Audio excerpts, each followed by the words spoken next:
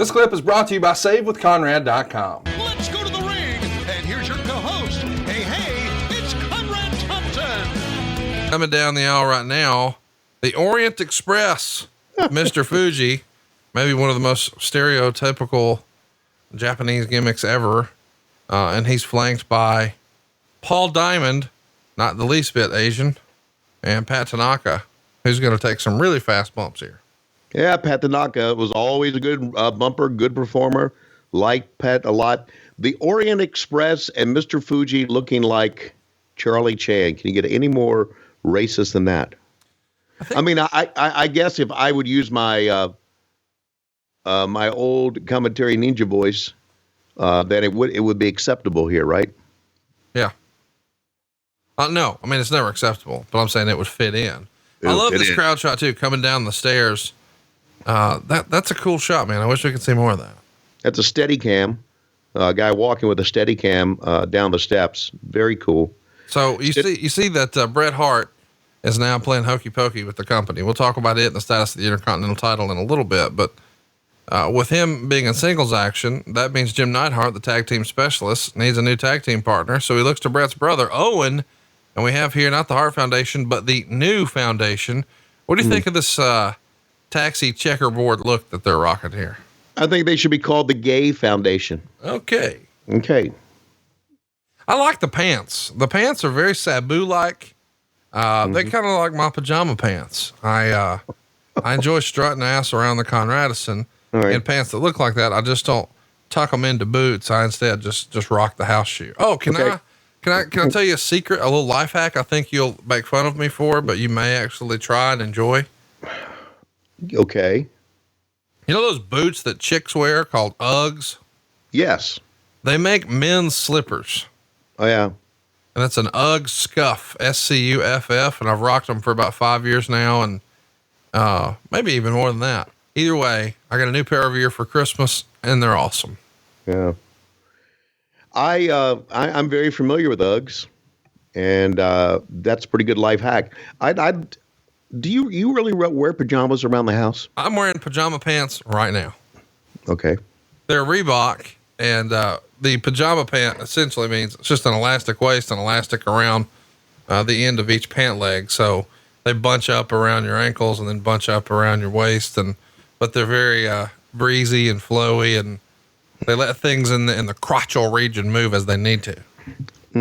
Things in the crotchal region move. That's another life hack too. Make sure your crotchal region will move. You know, it's funny that I wear pajama pants around the house and slippers, and I wear a hoodie too. I always wear a hoodie with the hood pulled over my head. That's how I walk around. You have a hoodie in your house? A hoodie on my head. But it's saying in your house, you walk around with a hoodie on. Yes, I do. You know, my wife does that. Oh, I forgot to tell you. I'll have to show you when you come over for, AEW soon, but she ordered some Arn hoodies for us that have the Arn Show logo on them. Yeah. They're pretty badass. I think I need to get you like a purple WHW one. That sounds pretty fucking cool to me. But it's funny because she's like, you don't wear enough hoodies. And I'm like, I don't have any hoodies. She's like, oh yeah, you do. You have the AEW hoodie they sent you, and you've got the Brooklyn Nets one they gave you when you sold out a show at Barclays. #humblebrag. And I'm like, yeah, I forgot about those. I just don't wear those very often. It's like, would you wear more if you had more? And I said, sure. So she said, I'm going to get you some podcast ones. And the first one she got was the Arn one with the big red, it's just the 4 fingers, the old horseman hand gesture. Looks pretty fucking cool on a hoodie, man.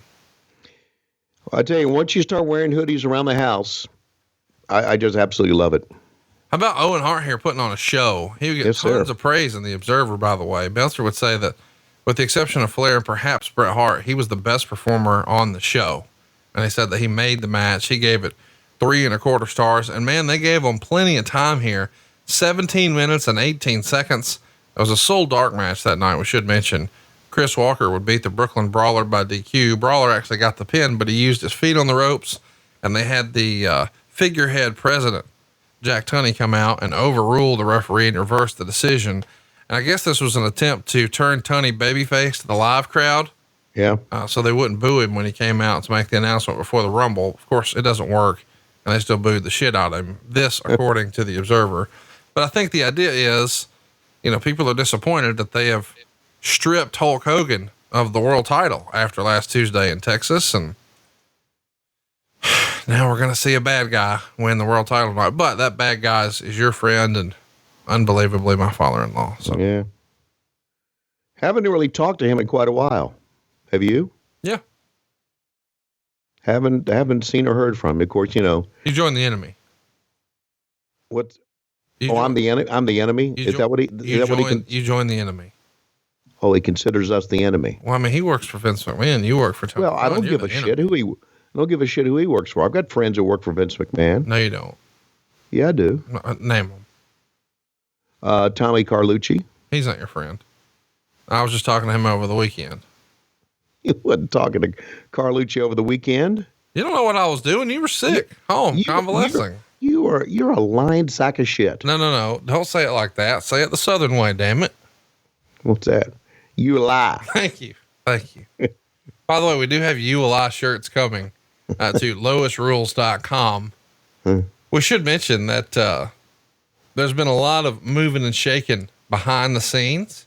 Oh boy. And a very interesting story that I want to talk about here. Okay. Meltzer would write, one of the stranger stories this past week involves the Intercontinental title. Officially, as the storyline goes, Bret Hart went to the ring with 104-degree fever on Friday night, the 17th in Springfield, Mass, and lost that title to the Mountie. The Mountie, in turn, dropped the title at the Rumble 2 days later to Roddy Piper. As has become pretty common knowledge as the week went on, Bret had negotiated and at one point agreed to a deal where he would debut on the 21st at Clash of the Champions for WCW in Topeka, where he come out with the Intercontinental title as something of a payback for the WWF bringing in Ric Flair and having him wear what was considered to be the WCW world title. How about that? Did you have any idea that this was going on? No. The fact that Hart was losing the title in Springfield was the worst kept secret in the WWF, given that the syndicated shows that went out on satellite on Wednesday, which means that anyone with a dish would have been able to watch on Wednesday and then talk about them in the past tense to detail an angle that was going to happen 2 days later. It should be noted that the decision to change the Intercontinental title from Hart to Piper was made weeks ago before any talks had started with WCW. So despite rumors to the contrary that are sure to be spread, it wasn't a last minute decision by Titan to get the belt off of Bret for fear he was leaving. If anything, Hart knowing he was going to lose the title may have been the impetus in his exploring an option of a jump.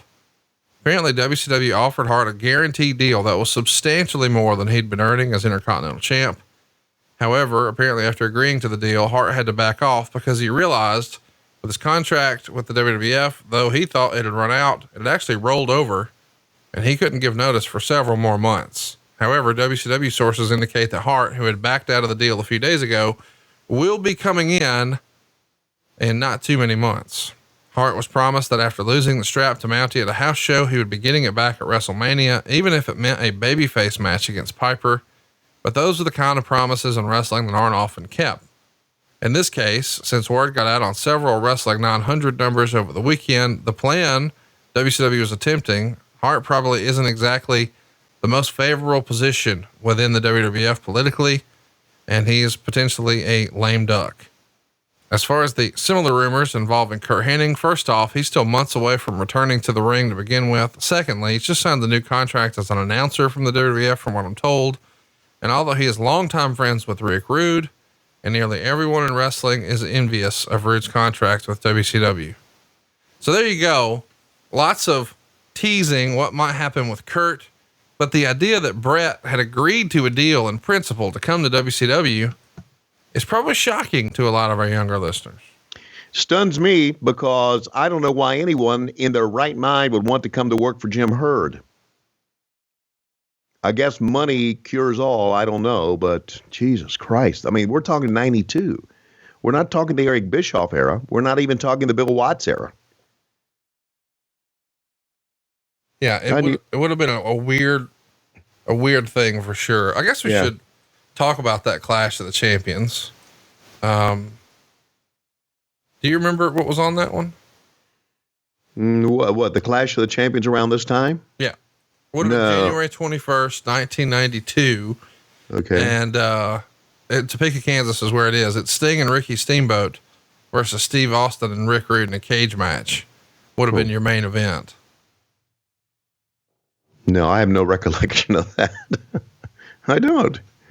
Underneath it was Dustin, Barry, and Ron taking on the Dangerous Alliance, which was Arn Anderson, Bobby Eaton, and Larry Zbyszko. They had Vinny Vegas in there with Tommy Rich, the Fabulous Freebirds against Brad Armstrong and Big Josh, Cactus Jack and Van Hammer in a Falls Count Anywhere. It had to be anywhere just so they knew that Van Hammer would actually show up. PN News and Diamond Dallas Page, Johnny B. Bad and Ricky Morton, Bagwell and Pillman taking on the Tailor-Made Man and Tracy Smothers, and then the Steiner brothers in there against Big Van Vader and Mr. Hughes. So a loaded card, really, a ton of talent. Would have been interesting to see how a Bret Hart would have fit in there. Wow. Yeah, it would have been. That'd have been pretty crazy. You know, I was just thinking about it. You're talking about that card. That I was there, obviously, but I had no recollection of it, none. And so what I've been trying to do now is I've been trying to go back in my mind and trying to remember all of our AEW places that we've been, so that 20 years from now, when I'm in my 80s and you and I are doing the podcast and I'm sitting up in my nursing home bed with a microphone and you ask me about that time in AEW, then I can remember. Here's what you'll do. You'll say, "That's right, Jim." That's exactly right, Excalibur. Thanks for checking out the podcast here on YouTube. Be sure to hit the subscribe button so you don't miss any future clips that we upload. We hope we made you laugh, and we hope we can save you some money right now at SaveWithConrad.com. Not your classy podcast. Watch along, try not to laugh. Lowest rules, cat back. This wasn't the initial plan.